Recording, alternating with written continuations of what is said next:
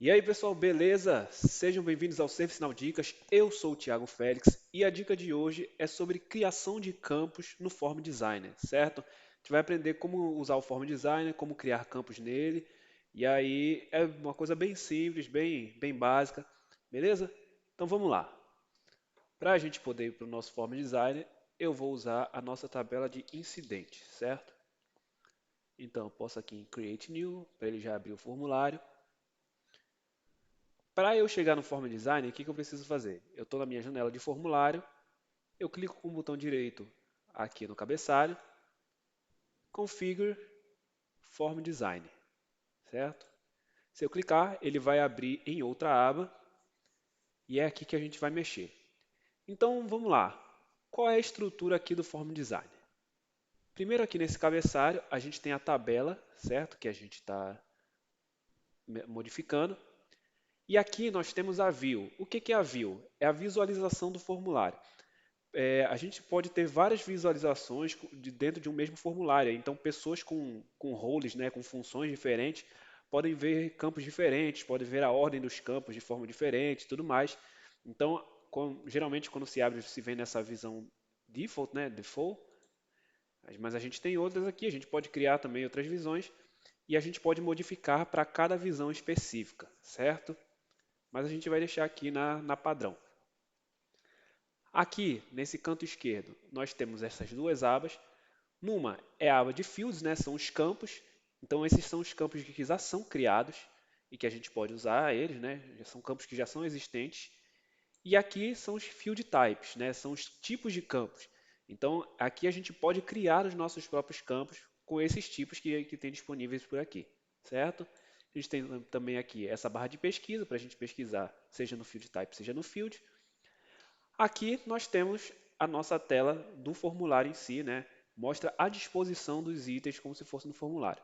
Essas partes cinzas são as seções, e aí você pode criar novas aqui, pode deletar uma seção, certo? Aqui você pode selecionar se a visualização vai ser de uma coluna ou duas colunas nessa seção. A gente vai deixar aqui padrão. E aqui são os campos que estão sendo exibidos ali no formulário, isso já na mesma disposição que eles estão inseridos lá. Então, se a gente for abrir o formulário aqui, ele vai estar number aqui do lado esquerdo, e aí channel, state e tudo mais. Alguns desses campos talvez estejam ocultos por causa de outras regras, né, UI policies, esse tipo de coisa, mas numa situação normal, né, se não tivesse nenhuma outra regra sendo aplicada, ele estaria sendo exibido dessa forma, beleza? Aqui também essa outra seção com short description e por aí vai. Beleza? Então, vamos lá. Como é que a gente faz para criar um campo pelo Form Design? Coisa mais simples do mundo. Venho aqui no Field Types, seleciono o tipo de campo que eu quero. No meu caso, eu vou criar um campo de texto, que a gente chama aqui dentro de string. A gente tem duas strings, uma tem a questão de formatação, né, que é um pouco diferente, né, de caracteres. A gente pega o string normal aqui e simplesmente arrasta para onde a gente quer dentro do formulário. Você vai ver que ele criou aqui como new string. Se você clicar aqui, você vê que para cada campo você tem esse ícone de engrenagem e o X. O X aqui você vai deletar o campo, certo? Aqui na engrenagem você vai editar. Então, quando você clica em editar, ele vai aparecer algumas opções. Algumas dessas opções podem variar de acordo com o tipo de campo que está sendo selecionado, certo? Então, a gente vai passar por alto aqui. A gente não vai passar por todos os tipos de campo, mas a gente vai mostrar alguns que são os principais e a gente vai fazer um overview deles, beleza? Então vamos lá. No campo do tipo string, o que a gente tem? Tem a label, né, que é o nome que vai aparecer, é o nome que o usuário vai ver, o nome do campo, certo? Então eu vou colocar aqui meu campo de texto, beleza? E aqui esse name é o nome interno do campo, então é o nome que a gente vai usar, por exemplo, se for fazer um código para alterar esse campo, é esse nome aqui que a gente vai usar. Então, ele já vem por padrão com esse U, certo? Opa, um problema aqui. Ele já vem por padrão com esse U. Mesmo se você não colocar, a princípio, a plataforma já coloca automaticamente esse U underline para dizer que é um campo criado pelo usuário, certo? Então vou lá aqui, meu campo texto. por exemplo. Então, se eu quiser referenciar esse campo dentro de algum código, dentro de alguma coisa específica, eu vou usar esse nome aqui. Aqui o tipo, ele já vem padrão. Esse default é para mostrar qual é o valor padrão, né, o que já vem inserido. O campo já pode vir preenchido com alguma coisa. Então, se eu preencher aqui, se eu colocar aqui, por exemplo, olá, quando eu abrir o meu formulário, a princípio ele já vai estar preenchido com olá. Eu posso modificar, mas ele já vem com isso aqui pré-preenchido. No meu caso aqui, eu não vou deixar com nada. Max length é o tamanho máximo desse campo de string, né? O mínimo é 40, mas eu posso colocar um valor, sei lá, 200. Então ele vai suportar até 200 caracteres. O que passar disso ele não vai deixar. Aqui uma caixinha para dizer se o campo é obrigatório e outra para dizer se o campo é read-only. Veja que você não consegue selecionar as duas ao mesmo tempo, certo? Ou ele é mandatório ou ele é read-only, certo? Aqui eu não vou marcar nada. Dependent é se o valor aqui vai depender do valor de outro campo. Nesse caso, para string, isso não funciona tanto, mas a gente tem um vídeo sobre dependência também de campos que está aqui no canal. Vou deixar aqui no card, beleza? E aqui essa parte de choice, questão de escolhas, como esse não é um campo do tipo choice, isso aqui não vai servir muito para a gente, beleza? Então vou fechar aqui, vou dar um save, ele vai salvar o meu formulário. E agora, quando eu voltar para o meu formulário, se eu der um reload, você vai ver aqui que está meu campo de texto. E aí ele vai ter aquele limite de 200 caracteres. Eu não vou mostrar isso aqui agora, mas se você for testar aí na sua instância, você vai ver que o limite funciona. Beleza? Então, muito simples. Vamos mostrar outros exemplos aqui. Vou pegar um campo aqui do tipo, vamos ver, um campo do tipo choice. É um campo interessante, é bastante comum da gente usar.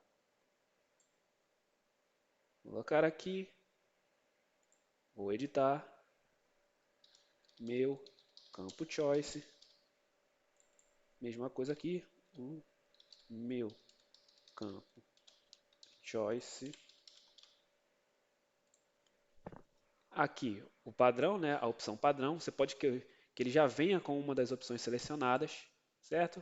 Mesma coisa, mandatory, read only, se ele é dependente, né? No campo do tipo choice, a dependência é uma coisa que funciona melhor. No nosso vídeo sobre dependência eu falo sobre isso.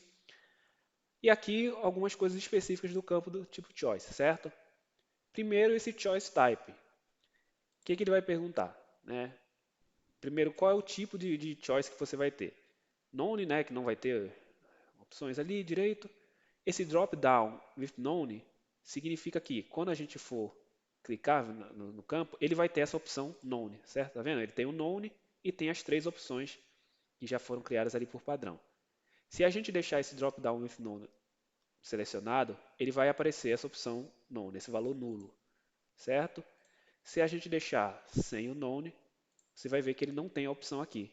Então a gente não vai ter como selecionar none, certo? Sempre vai ter alguma opção selecionada. No caso aqui, eu vou deixar o drop-down with none. Se eu botar em none, ele não tem opção, né? Mas eu deixar o drop-down with none. Aqui nós temos as choices, as opções que a gente pode escolher, certo? Aqui é a label, ou seja, é o nome visível, né, do campo, da opção. Então é o nome que é mais amigável ao usuário. E aqui é o value, é o valor interno que a gente vai passar quando esse campo for selecionado. Então aqui não é bom você usar espaços, não é bom você usar letras maiúsculas, essas coisas, né? Geralmente, se você quiser separar palavras, você usa underline, esse tipo de coisa. Mas então, como aqui é choice 1, eu vou deixar só como 1, o valor 1. Aqui eu vou deixar o valor 2. Aqui eu vou deixar o valor 3, certo? E eu vou criar mais uma opção aqui, ó. Minha outra opção. E aqui eu vou deixar ele mais ou menos da forma que deve ser, certo? Sem espaços, sem caracteres especiais. Então, vou deixar essa opção aqui, minha outra opção, com underline e tudo mais. Beleza? Vou fechar, vou salvar aqui, mais uma vez. Quando ele salvar, dou um reload no meu formulário. E aqui a gente tem meu campo choice. Como eu deixei que tivesse a opção none, ele vem aqui como padrão no none, certo? E escolha 1, escolha 2, escolha 3, certo? E aqui do outro lado o value, né, o valor interno da plataforma. E aqui minha outra opção que eu criei e minha outra opção, o nome interno ali dela. Beleza? Vamos criar mais um, certo? Vai ser o penúltimo que eu vou criar aqui, que é o campo do tipo true false. É o famoso checkbox, certo? Então ele é um campo, você vai ver que ele não tem muitas opções. Então vou fazer meu checkbox.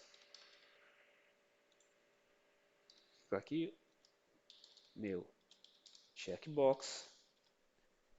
E aqui você mostra, ele tem essa opção do default, que é só se ele já vai vir selecionado ou não, certo? E o read only é se ele vai selecionar ou não. Você vê que não tem a opção de ser mandatório porque não faz sentido um checkbox ser mandatório, né? Então vou salvar. E você vê que eu também coloquei ele aqui, desse lado esquerdo, né? Ao lado do meu campo choice. Então quando ele for aparecer aqui, como não está aparecendo outro campo, provavelmente ele vai ficar ao lado do meu campo texto. Mas ele está aqui, desse lado, certo? Aqui, ó. Meu checkbox. Por fim, eu vou criar um campo aqui também do tipo reference, que é um campo que faz referência a outra tabela, certo? Então eu vou clicar aqui, nas opções, meu campo reference, meu campo reference. Aqui a gente tem a opção da tabela em que ele vai fazer referência. No caso aqui eu vou fazer referência à tabela de usuários, por exemplo. Então vou colocar aqui sys underline user, certo? Aqui você pode selecionar já um valor padrão também, mesma coisa. Obrigatório, somente leitura. E se ele vai depender de outro campo também. Também falo sobre dependência no campo do tipo reference no meu vídeo, sobre dependência de campos. Não vou mexer nada aqui. No caso aqui eu vou deixar ele como obrigatório, certo? E eu também vou editar o meu campo de texto aqui para ele ser read only. Só para você ver essas coisas funcionando, beleza? Então vamos lá. Vou salvar. Salvei. Vou dar um reload no meu formulário. E aqui você já tem o meu campo reference. Você está vendo que ele está com asterisco porque ele é obrigatório, certo? E o meu campo de texto ficou somente leitura, porque eu marquei agora ele como read only, certo? Então, tudo funcionando. Só mostrar aqui o meu campo reference, certo? Que ele vai fazer referência à tabela de sysuser, tabela dos usuários. Então, tá tudo certo. Sugiro a você que você vá dê uma explorada nesses outros campos. A gente tem campo de moeda, campo do tipo data, que você trabalha bastante também, certo? Anexos, você pode fazer um HTML, é um bem interessante. Esse list também, que é como se fosse um campo do tipo reference também, mas você usa uma lista, você pode selecionar mais de um item, certo? Então a gente tem muitas coisas aqui, você pode ir explorando cada um e vai ser bem interessante. Beleza? Então é isso aí, pessoal. Se você gostou, não esquece de deixar o like, deixe seu comentário, compartilhe aí com o pessoal e, claro, não se esqueça de se inscrever aqui no canal para dar aquela força, certo? Então é isso aí, até uma próxima e tchau.